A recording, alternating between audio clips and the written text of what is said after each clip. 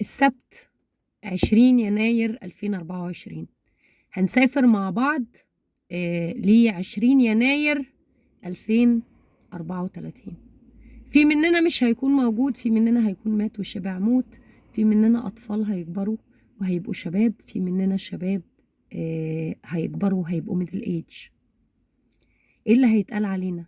ايه اللي هيتقال على اليوم اللي احنا واقفين فيه ده تحديدا؟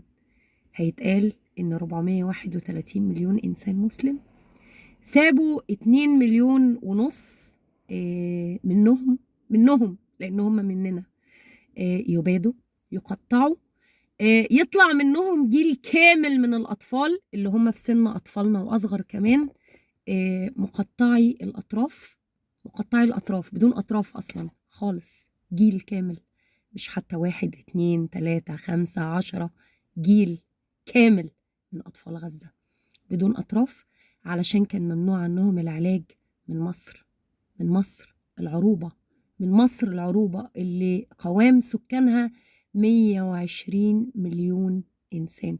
شفتوا بقى لما نركب آلة الزمن ونروح كمان 10 سنين هنشوف كتاب التاريخ هيتكتب فيه علينا إحنا إيه كمصريين، هيكتب إيه علينا إحنا كمسلمين.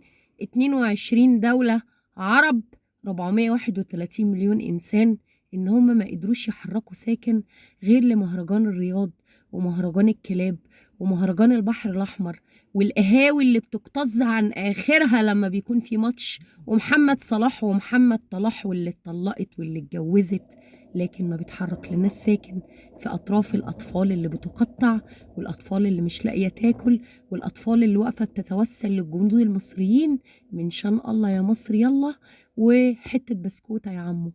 صح، ده اللي هيكتب علينا.